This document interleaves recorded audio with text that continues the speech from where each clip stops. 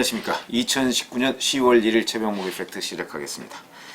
문재인 정부 사람들은 특히 조국 법무장관 등은 입만 열면 특수부 축소를 얘기하고 있습니다.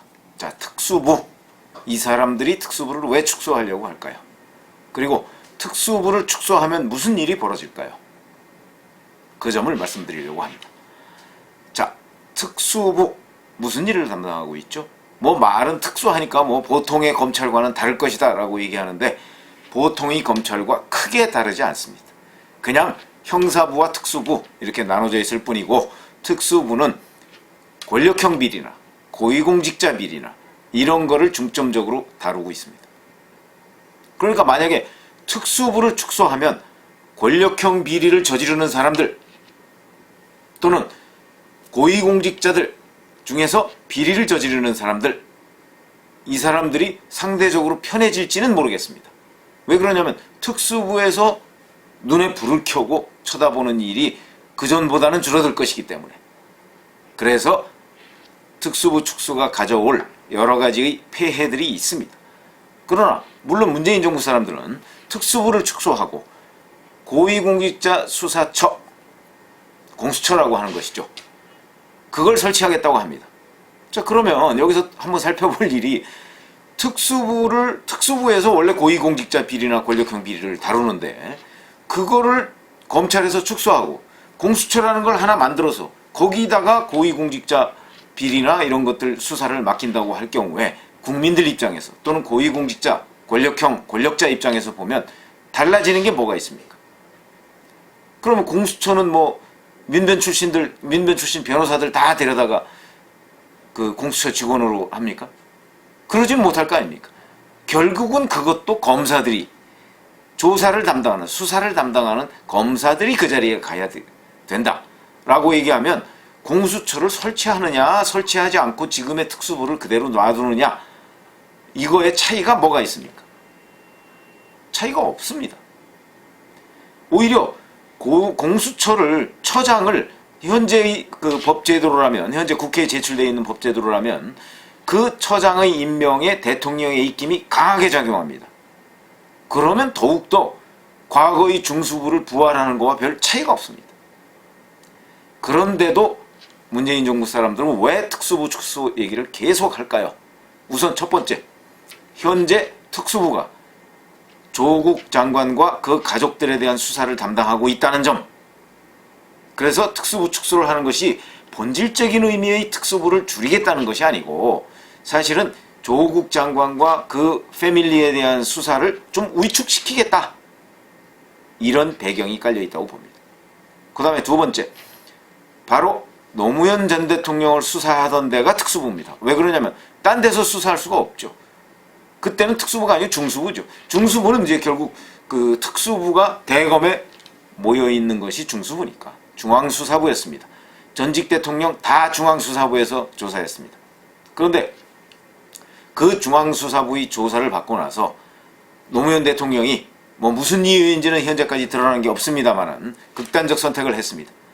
이 극단적 선택을 하도록 만들었다고 지금 문재인 정부 쪽에서는 주장을 합니다.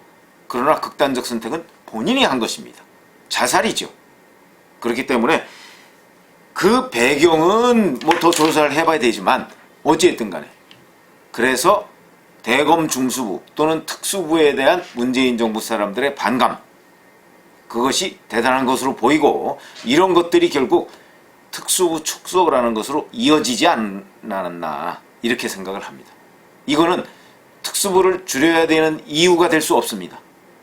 특수부를 만약에 줄여야 되는 이유가 된다고 한다면 그것은 현재의 특수부가 무슨 잘못을 하고 있기 때문에 특수부를 줄여야 된다 이렇게 얘기해야 될 텐데 문재인 정부 사람들한테서는 그것이 보이지 않습니다. 그냥 특수부에 대한 나쁜 기억, 이걸 불러와서 특수부를 줄이려고 하는 것이 아닌가. 그런데 조금 전에 말씀드렸듯이 특수부를 줄이면 결국 특수부가 맡는 일 그 자체가 사실은 누군가는 또 맡아야 되는 것이고 공수처로 맡아야 된다면 공수처가 그걸 가져가서 맡아야 된다면 특수부 줄이는 의미가 없는 것이고 공수처가 생기기 전까지 특수부를 줄인다면 결국은 비리 혐의를 받고 있는 고위공직자, 권력자 이런 사람들이 지금보다는 더욱 발을 편안하게 뻗고 주무시게 될 것이다. 그러니까 그런 사람들의 비리를 적발하기가 더 쉽지 않아진다. 이렇게 생각을 할 수가 있겠죠? 그건 뭐 당연한 거죠. 그런데도 이 사람들은 마치 특수부 특수가 무슨 대단한 검찰 개혁인 양 주장하고 있습니다. 또 하나, 특수부가 할 수 있는 형사부와 달리 그거는 인지수사입니다. 인지수사. 자기가 스스로 범죄 혐의를 알아서 범죄 혐의를 내가 이거 범죄 혐의가 있는 거 아니야? 그래서 그걸 수사에 착수할 수 있습니다. 그런데 형사부는 이에 반해서 고소고발 사건을 주로 다룹니다. 누가 고소하고 고발하고 뭐 이러면 그걸 주로 다룹니다. 그러니까 좀 약간은 소극적 수사라고 볼 수가 있고, 인지수사라는 건 적극적 수사라고 볼 수가 있죠. 특수부를 줄이면 이 인지수사 기능이 약해지죠. 그렇지 않아도 대한민국의 특수부가 대검 중수부가 없어진 이후에 수사 역량이 많이 줄어들었다. 축소됐다. 그래서 특수부 수사검사들의 수사 역량을 키워야 된다. 그래서 합숙훈련이라도 해야 되는 것 아니냐. 뭐 이런 얘기들이 나오고 있는 판에 문재인 정부 사람들은 이 특수부를 줄이려고 하고 있고, 줄이면 결국 인지수사 기능이 약해져서 비위 공직자 또 권력형 비리 혐의자 이런 사람들은 자기 범죄가 들통날 가능성이 그만큼 줄어드는 겁니다. 그런 문제점이 있다. 국민들 입장에서 보면 정말 큰 도둑은 못 잡고 작은 도둑만 잡는 이런 상황이 돼버릴 위험이 있다. 그 위험을 방지해야 될 대책 가지고 있느냐?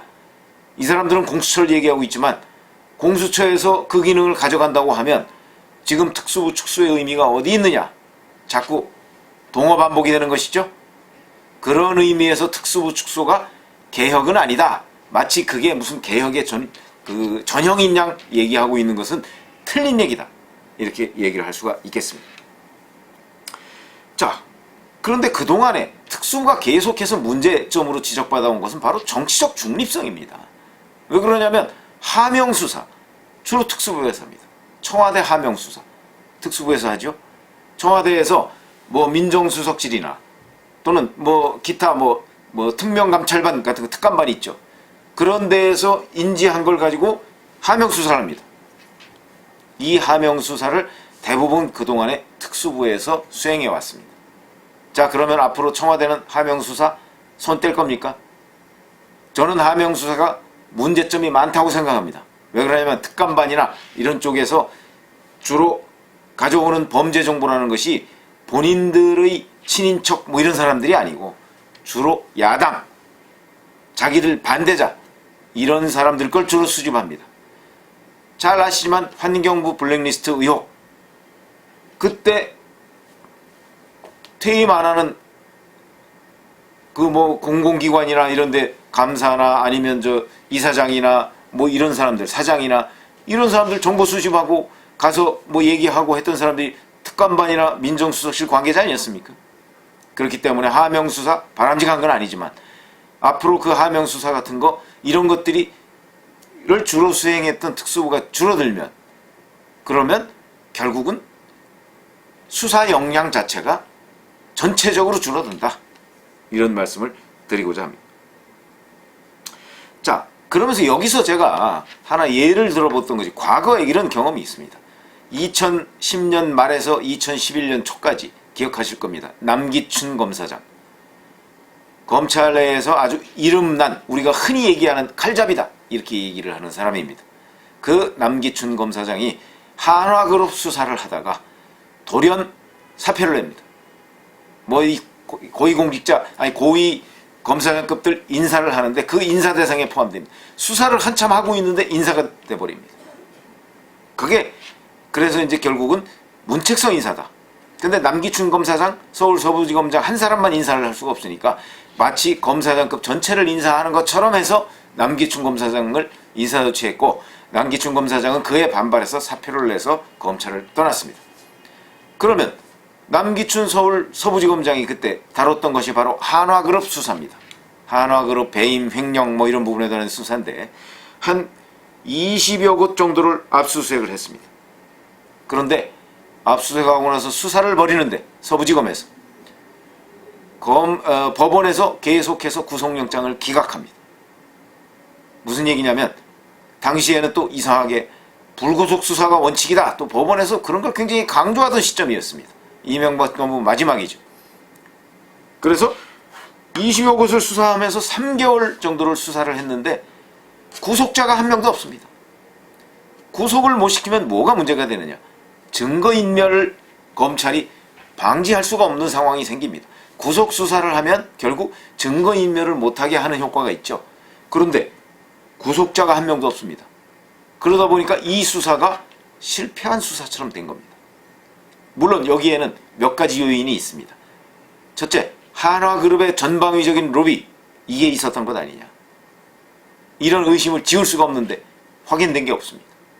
두 번째, 당시 서울 서부지검에서 한화그룹, 대기업인데 이 대기업 수사를 맡았던 것 자체가 문제 아니냐. 이런 얘기도 있습니다. 당시에는 서울 서부지검, 동부지검 등이 이제 아마 검사장의 그 어떤 욕심 때문에 그런 수사를 가져왔던 모양입니다. 그러면 여기서 의문이 생기는 게 왜 이런 대기업 수사는 그동안의 관행으로 보면 당연히 대검 중수부가 해야 되는데 이 당시까지는 중수부가 있었습니다. 중수부가 안 하고 서울 서부지검에 하도록 맡겼느냐. 그것도 의혹입니다. 사실은. 서울 서부지검이 막 가지고 있는 역량을 검찰총장이나 이런 사람들이 충분히 알 텐데 서부지검이 감당하기에는 한화그룹 수사가 벅차다 하는 거 충분히 알 텐데 서부지검에 맡겼습니다. 그 결과 구속자를 한 명도 내지 못하고 결국 한화그룹 수사는 사실상 흐지부지 됐습니다. 아마도 당시 검찰총장이나 대검 수뇌부는 이런 결과를 알았을 겁니다.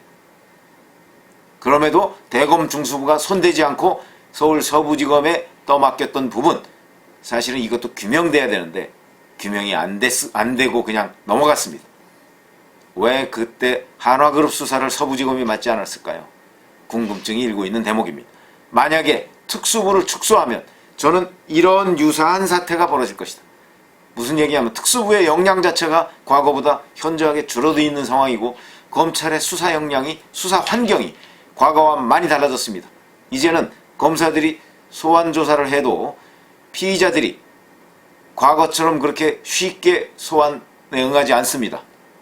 해외 도피도 자주 있고요. 그렇기 때문에 과거처럼 그런 수사가 어렵습니다. 더군다나 인권 존중 얘기 많이 하죠. 수사가 그렇게 간단해지지 않습니다. 수사 기법, 역량, 이것이 과거보다 월등히 늘어야 되는데 오히려 과거에 수사했던 그런 검사장급들 이상의 얘기를 들어보면 수사 역량은 과거 중앙수사부 시절보다 줄어들었다, 이렇게 얘기를 합니다. 물론 여러 가지 과학적인 기법 같은 것이 발달을 해서 그걸 보완할 수 있을 거라고 생각을 합니다만 전체적인 숫자 자체가 줄어들면 역량도 당연히 줄어들게 됩니다.